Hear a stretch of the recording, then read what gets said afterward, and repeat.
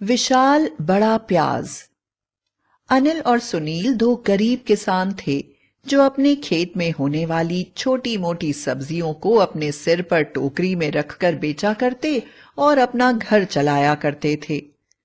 एक बार दोनों ने विचार किया और अनिल बोला, अरे सुनील, क्यों ना ऐसा किया जाए कि हम दोनों अपने छोटे छोटे खेतों को मिलाकर कोई एक ही फसल उगाएं। सुनील बोला, लेकिन अनिल भैया, इससे हमें क्या फायदा होगा? अनिल बोला, यही तो बात है, तुम समझते ही नहीं। अरे भाई, अगर फसल एक ही होगी तो हमें ज्यादा मात्रा में मिलेगी और हम बाजार में उसे ठीक भाव में बेच पाएंगे। कब तक हम लोग ऐसे ही 2 किलो 3 किलो सामान बेचा करेंगे? सुनील बोला, बात तो आप ठीक ही कहते हैं, इससे तो हमारी लागत भी नहीं निकलती। तो फिर आप ही बताइए, हम दोनों अपने खेतों को मिलाकर किस चीज की खेती करें? सुनील की पत्नी जो वहीं खड़ी दोनों की बात सुन रही थी बाहर आई और बोली, अरे जी, मैंने सुना है कि प्याज बड़े महंगे हो गए हैं। क्यों ना आप दोनों प्याज की खेती करें और फिर प्याज को जाकर शहर में बेचें। मुझे पूरा यकीन है कि इससे हमारी गरीबी दूर हो जाएगी। अनिल और सुनील को यह बात ठीक लगी और दोनों ने अपने अपने खेतों में प्याज की फसल लगा दी। अनिल और सुनील के खेतों के बीच में एक पीपल का पेड़ था जिस पर एक चुड़ैल रहती थी। हर बार तो अनिल और सुनील छोटी मोटी सब्जियों की खेती किया करते थे। इस बार प्याज लगाने के कारण चुड़ैल को प्याज की बदबू से बड़ी परेशानी होती थी। चुड़ैल ने सोचा, अगर इन दोनों को प्याज की फसल से फायदा हो गया तो यह दोनों तो हमेशा फिर प्याज की खेती करेंगे और मेरा यहाँ पर जीना ही मुश्किल हो जाएगा। कुछ ना कुछ तो करना ही होगा ताकि यह दोबारा प्याज लगाने की गलती ना करें। और चुड़ैल ने अपने जादू से उनकी प्याज की फसल पूरी तरह से खराब कर दी। समय आने पर दोनों प्याज को जमीन से बाहर निकालने के लिए आए। घंटों मेहनत करने के बाद भी उन्हें 1 किलो प्याज भी नहीं मिला। दोनों बेचारे अपनी तकदीर को कोसते हुए सोचते हैं कि उनकी कैसी फूटी किस्मत है। इतनी मेहनत करके उन्होंने फसल लगाई, फिर भी उन्हें कुछ नहीं मिला। वे बोलने लगे, हमारी किस्मत में गरीबी लिखी है, अब हम उसे कैसे बदल सकते हैं? चुड़ैल ने जब उन्हें यह बातें करते हुए सुना तो वह बड़ी खुश हुई।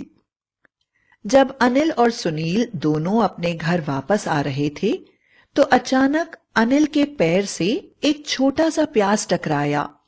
अनिल बोला, कुछ नहीं से तो यही भला।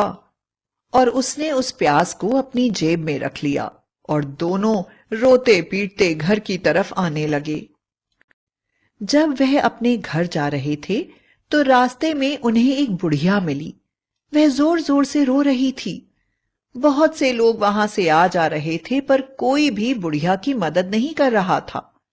अनिल ने बुढ़िया से पूछा, क्या हुआ मां, क्यों रो रही हो? क्या तुम हमसे ज्यादा दुखी हो? देखो, हम लोगों ने साल भर मेहनत करके फसल लगाई और बदले में हमें यह एक प्याज मिला है। बस यही लेकर जा रहे हैं। बुढ़िया बोली, बेटा, पास में ही मेरा घर है। मेरी कमर में फोड़ा हो गया है जिसके कारण मैं चल नहीं पा रही हूँ। क्या तुम मेरी मदद कर दोगे?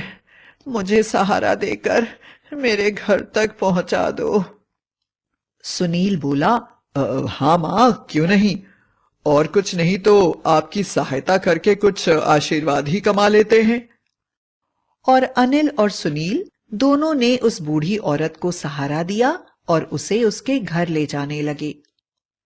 काफी दूर चलते चलते जब वह शमशान के पास पहुंच गई तो बोली, बस बस बेटा, मुझे यहीं पर बैठा दो।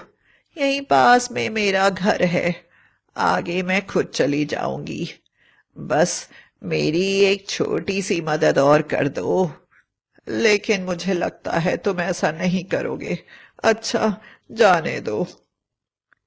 सुनील और अनिल एक साथ बोले, नहीं नहीं माताजी, बताइए आपको क्या चाहिए। बुढ़िया बोली, क्या तुम वह प्याज मुझे दे सकते हो? अनिल और सुनील ने एक दूसरे को देखा और अनिल ने अपनी जेब से प्याज निकालकर बुढ़िया माँ को देते हुए बोला, अरे माँ, यह कौन सी बड़ी चीज है? यह हमारा तो कोई फायदा कर नहीं सकता, लेकिन इससे अगर आपको कोई मदद हो सकती है तो आप जरूर ले लें, हमें खुशी होगी। बुढ़िया ने प्याज ले लिया और उन्हें आशीर्वाद देती हुई चली गई। अनिल ने सुनील से कहा, रात काफी हो गई है, हमारी पत्नी और बच्चे हमसे काफी आस लगाए हुए बैठे होंगे।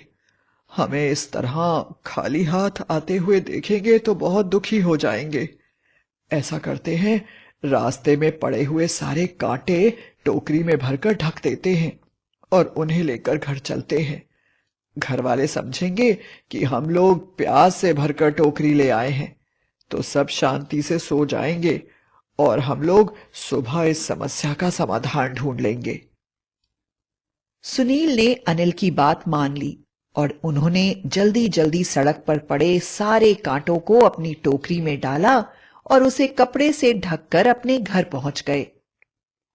रात को वे सब सो गए। जब दोनों सुबह उठे तो घर में पूरा शोर मचा हुआ था। वे यह देखकर हैरान रह गए कि उनकी टोकरी में एक बहुत बड़ा प्याज रखा हुआ था। वह प्याज कम से कम 50 किलो का था। वे दोनों बड़े परेशान हो गए कि इतने बड़े प्याज को भला वह कैसे बेचेंगे। वह दोनों मिलकर किसी तरह प्याज को लेकर जब बाजार गए तो इतने बड़े प्याज को देखकर लोगों की तो भीड़ लग गई। अनिल की पत्नी बुद्धिमान थी। उसने कहा, यह प्याज बेचना तो बड़ा ही मुश्किल है, क्यों ना इस प्याज को एक तंबू में रख दिया जाए और जिसे भी हमारा यह विशालकाय प्याज देखना है उनसे टिकट लिया जाए, इससे हमारी अच्छी आमदनी हो जाएगी। अनिल और सुनील दोनों को यह बात अच्छी लगी और उन्होंने प्याज को एक तंबू में रख दिया और प्याज देखने वालों से टिकट लेने लगे। इससे अनिल और सुनील की अच्छी आमदनी होने लगी। शहर में इतना बड़ा प्याज उगाने के कारण उनका इंटरव्यू लेने कई चैनल के लोग आ गए और उनसे इतना बड़ा प्याज उगाने का राज पूछने लगे। टीवी के जरिए यह खबर सरकार तक पहुंची और सरकार की तरफ से अनिल और सुनील को 5 लाख का इनाम दिया गया और बेहतरीन सब्जियां उगाने के लिए प्रोत्साहित करते हुए सरकार ने प्याज को लोगों की नुमाइश के लिए रख लिया। देखते ही देखते दोनों भाई मशहूर और अमीर आदमी बन गए। लेकिन अनिल और सुनील को समझ में नहीं आ रहा था कि प्याज उनकी टोकरी में आया कहां से। वे दोनों चुपचाप खेत में लगे पीपल के पेड़ के नीचे बैठकर बात करने लगे। अनिल बोला, भैया, हमने तो सारा खेत खोद डाला था और हमें केवल एक छोटा सा प्याज मिला था, वह भी हमने बुढ़िया माई को दे दिया। आखिर हमें यह प्याज कैसे मिल गया? इसका राज बुढ़िया माई को ही पता होगा। सुनील बोला, न जाने हमारे साथ क्या हो रहा है, न जाने किस जादू से हमारी पूरी फसल खराब हो गई, फिर न जाने किस जादू से हमारी टोकरी में इतना बड़ा प्याज आ गया। हमारा तो दोनों तरफ से फायदा ही हुआ है। हमारा खेत भी खुद ही तैयार हो गया दूसरी फसल लगाने के लिए और बिना बेचने का तामझाम और मेहनत किए हमें पैसा भी मिल गया। अब चाहे कुछ भी हो, हम अपनी खेत में प्याज की फसल ही लगाएंगे।